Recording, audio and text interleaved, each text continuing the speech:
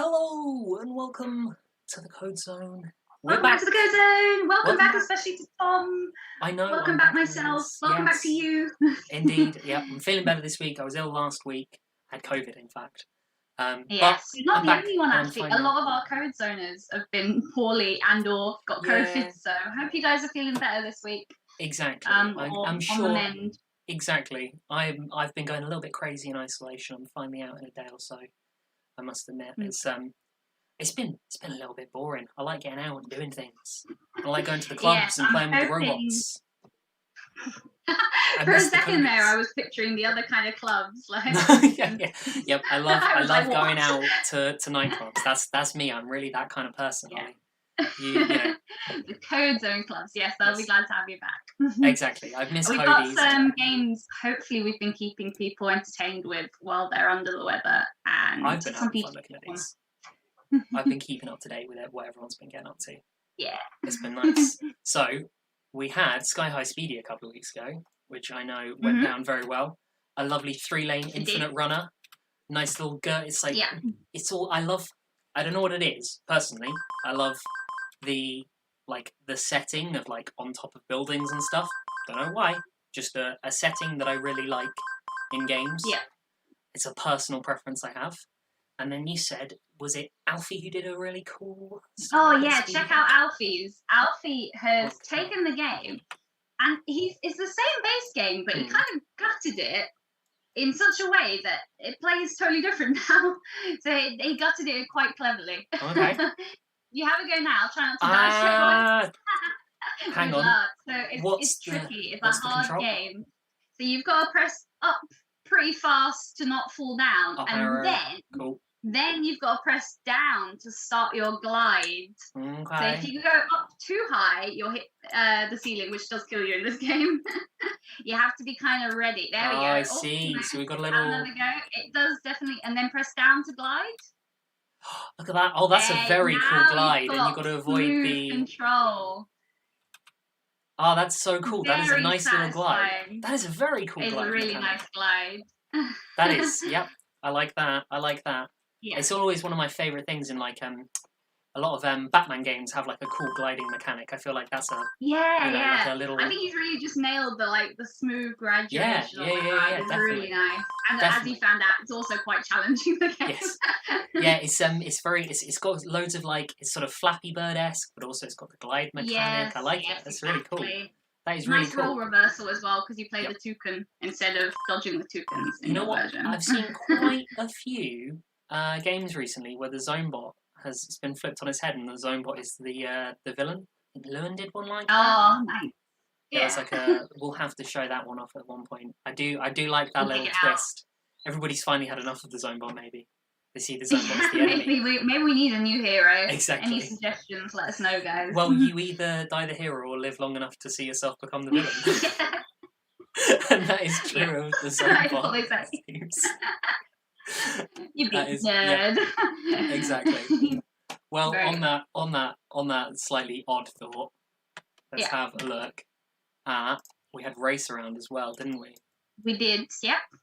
So this was last week's game. Very intricate.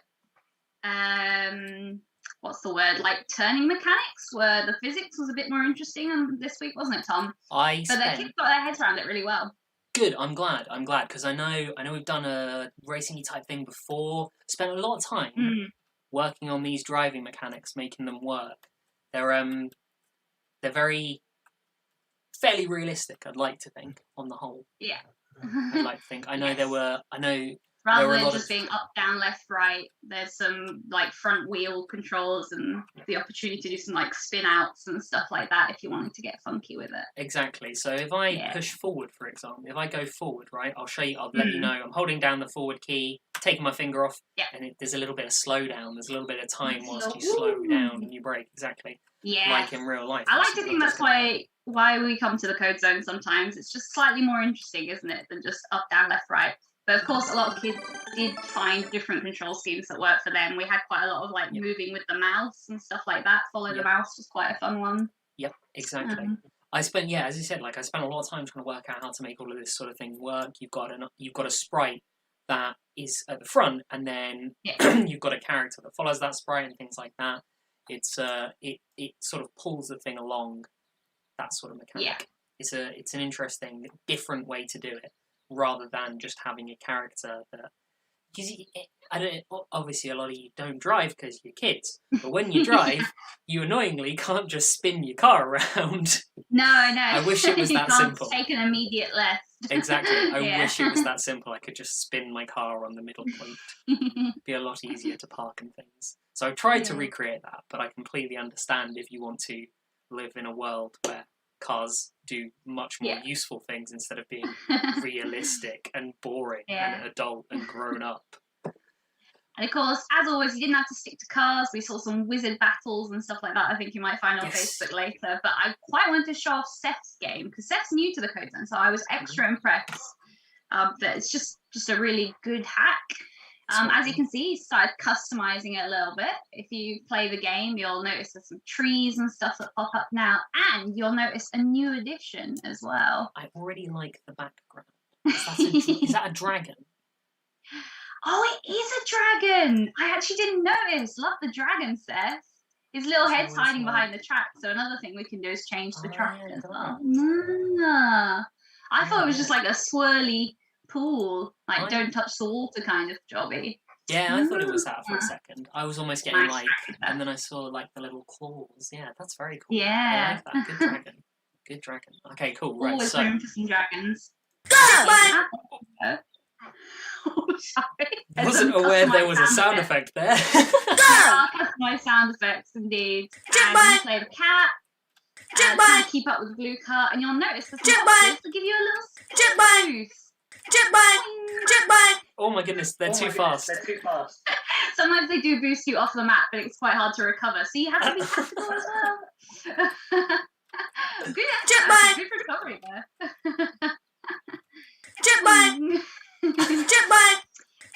Added in a lot of excellent job. Oh, I like that. That's brilliant. Those sound effects have made my day. They're fun, aren't they? I do love it when the kids add their own sound effects. Oh, that's I think the little boxes were a little bit inspired by like Mario Kart or something. Yeah. That crossed my mind. I did think like a good one you could do would be a Rainbow Road. If you played Mario Kart and you played Rainbow Road, you know that is far and above the hardest of them all. To be fair, it's a lot easier in the latest Mario Kart. Is it Mario? Whichever one it is on the. Is it? Yeah, the whichever's out on Switch. What is it, 8? Oh, so. Yeah. Don't, it'll make me feel old. It's a lot easier than Rainbow Road in that because it's a lot easier to stay on the track and not fall off. But I remember I used to play it on the Wii. I used to play the Mario Kart on the Wii. It was really hard on that. And there was also one. I think it was Wario's Gold Mine, which was a similar one where you were on sort of rail tracks and little mine carts. Do you not think everywhere. It might just be that you're 10 years older now? No. I don't think so. Because I think I still have a Nintendo Wii somewhere. I mean, there is still a Nintendo Wii somewhere at my parents'. And I played it with my siblings, and we're all like, no, this is still really hard. And then we played the Switch version, and it's much easier. Maybe I am just older. Maybe I'm just a pro gamer now and I wasn't before. We've got a few pro gamers as well in the Code Zone, for sure. I think you could actually do a cool little thing, like the falling off mechanic. If you did something like when the car isn't touching the grey of the track anymore, you could make the game stop for a few seconds, and you can do like a little effect where if you did something like this. Go for it. I promise this is a really quick little effect, but if we change the size by -4 and we spin a little. Oh, that sounds fun, yeah. So our little cat character is driven off the track here. Yeah. Not touching grey. Woo! Wop, wop, wop, wop. Exactly. And exactly. You can add a little sound effect as well. So you do not touching grey. Do that little, so it'd be something like... Da-da-da. Lovely little example. There you go. Yeah. So I'll set back to 100. Set size to 100. And I'm going to do a little spacebar press just to do a little test. This is a little test and a debug to check our effect works. Yeah. Going to full screen it. So we're not touching the grey. Yeah. Oh. And go! Oh, hang on. I've written the wrong thing. Yeah, Don't mind me. We have to start the game. No, I know. I pressed the wrong blocks. Don't mind me. This is the best of us. Drag it there. Do a little test. There we go. If not touching grey, does the little fall down thing. Very cute. I like that one. And you can reset the size, send it back to where it needs to be. If you zoom in for a little bit, if anyone wants to copy this later for their game, there you go. Look at this. Do something like that. I'll set it to 100 back up there, just so we start the correct size, at least. That is important. If you start using the change size blocks or change colour effect, do make sure you reset them at the start of your game. Unless you want them to endlessly get smaller or bigger. And this is a perfect example of why, when you're changing the size of your where you're constantly, like you want it to be a general change to the size of your sprite. Maybe you just want your character to be smaller as a whole. Change the costume size. Because you want to save the size attribute that a sprite has for any special effects like this. For like gameplay stuff and special motion effects animations. Exactly. Smart. So when I'm tweaking the size of this car to make it fit on this track and whatnot, I'm going to change the costume size, do the little toggles, and select it all, do the little toggles. The default's kind of spot on before you start messing with it. Exactly. And then you can use, as I said, you can use that size attribute there to make it look more interesting, to do the special effects and things like that. That's a useful little way I approach it, at least. Awesome work, Seth. Indeed, I liked it. Yeah. I hear there was... I feel like we're getting an increasing number of horror games being made. We are.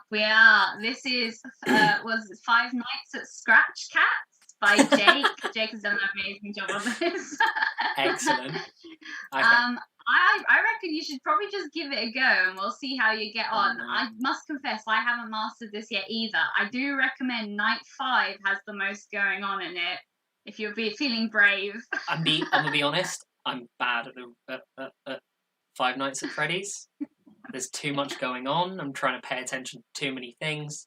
Paying attention is the key to this game, which I like to think, Jake, if you're listening, is why I haven't mastered it yet, because Jake's put extra thought into, you have to listen out to the different sounds characters are making and then associate that with when you lose. Right. So you kind of, it's a real tricky one, but it's got some nice details in it for sure. All about the sounds is what you're telling me. Go for it. Just have a go. I reckon go for a later night for just for fun. There's a few more friendly faces. Okay, I'm going to go, I'm not quite level 5. I'm going night 4. Okay? Yeah.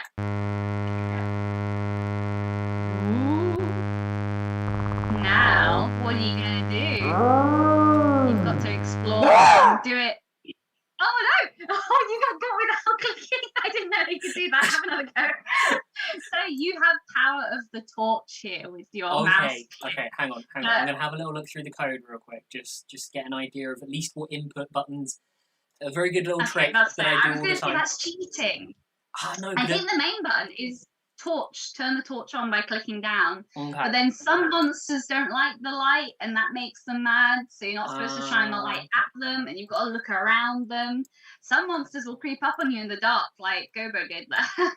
Okay, a little trick that I do like to use if I'm ever checking out a game and I've not had a chance to get any instruction on it. Is look through and look for the input block. These either like a when key pressed or a when sprite clicked, or look for something like a key pressed or a mouse down. It's 4 different blocks there. You've either got your little events ones like this, so either looking for these ones here, something like these 2 here, zoom in. or something like these 2 here. So then I have an idea, and obviously you can change these to other keys, but I like to look around for those just so I have at least an idea of what buttons I should be pressing, and then I can just randomly mash buttons until the game works. And very useful for anyone watching who's going to then go in and look at Tom's games and hack them. These are the blocks you want to be looking for to understand what the mechanics of the game are, how to play it, how you can change how it plays, what buttons you can change, and what events are happening that you might want to tie into. Indeed. Right. Okay. Let's try this again. Okay. I see. Oh. Okay. That's alright. I think it's supposed to light him up. I don't really know. Watch out! I don't look too long. Oh. Oh no, you look too long. I think there's also some like listening out you've got to do to gauge their reactions. I haven't nailed it myself yet. Only Jake knows all the intricacies. But it is very funny. It's actually added quite a lot to it. There's a poster on the wall that does give you little bits of information. For example, child dies in Scratch Cat back room. Okay. A little like newspaper clippings. Oh, sorry, I think you keep hitting the newspaper clipping there. Oh, I see. I haven't tested all the levels myself. Yeah. He's a very. I see how the shadow effect works. Okay, let's look at the shadow effect. That would be very cool. I don't know how to save yourself. Okay. That's genius. Yes. It's a very comprehensive game by Jake, and yeah, the shadow effect is very cool. So if anyone else wants to know how to do a torch, yes, I haven't actually delved into Jake. The shadow effect is really clever. I think there's a shadow effect. He's probably come up with exactly the same sort of thing that I think we've done. There's a shadow effect workshop simulation. Yeah, just see if I can find it. But it's very clever. You have you have like sort of rub out the center of a black circle, and you make it as big as you can. So then you can drag it around. You make it extra big, so that it never kind of goes off the screen. You make it too big. Yes, big. I think we have one of those in Amazing Maze, and you're right. It is called Shadow Effect. There is one. So Shadow Effect is the workshop to look for kids at home if you want to have a go at doing this effect. Shadow effect and simulations. Tom was quite right. Let us know if you can't find it. It's a good one. Now, Holly, I have a project for you that you've not seen. Little plot twist. I brought one along from one of the physical clubs. The IRL. Yeah, clubs. The IRL clubs. This was Isaac's. I mean, great way to start off. I mean, just look at that. Now, before I forget, I'm just going to turn this down a little bit. I'll sit back. I'll prepare myself. Strap into my chair.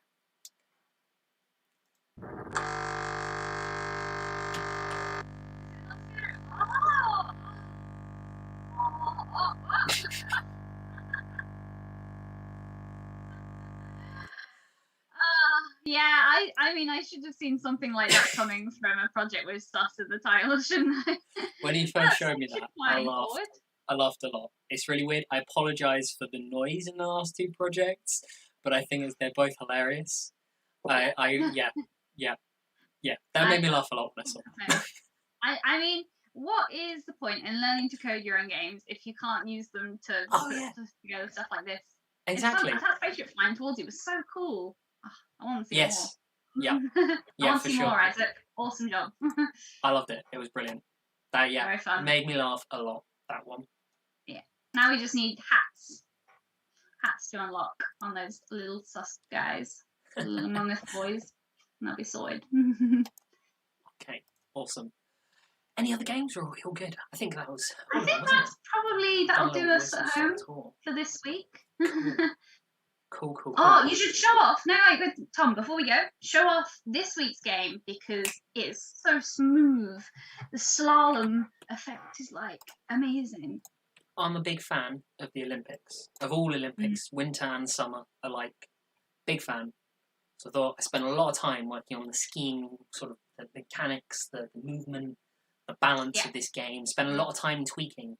In fact, I used one of my favourite things, which is where you sort of you tweak something into oblivion intentionally, right?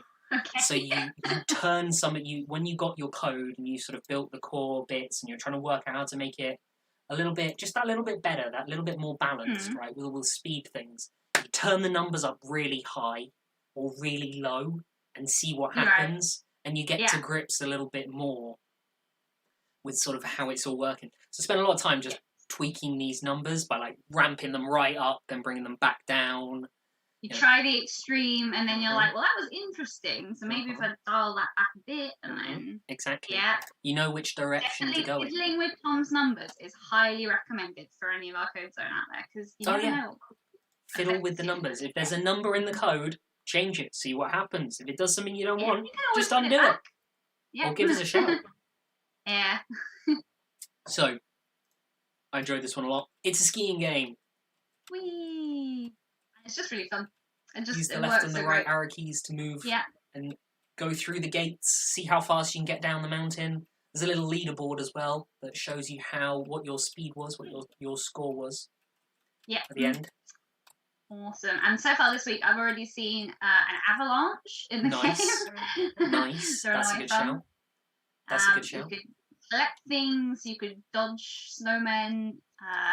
Snowball fights on the way. There you go. There's the high score leaderboard as well.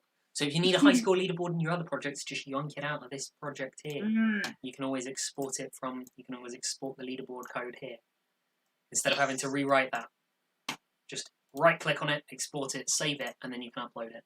Or give us a shout if you're not sure how to do that. Let us know if you want to steal it. I'll steal anything from any of your games, but you're not sure how to actually get it out of one game into the other. Just give us a shout. We can help you with it.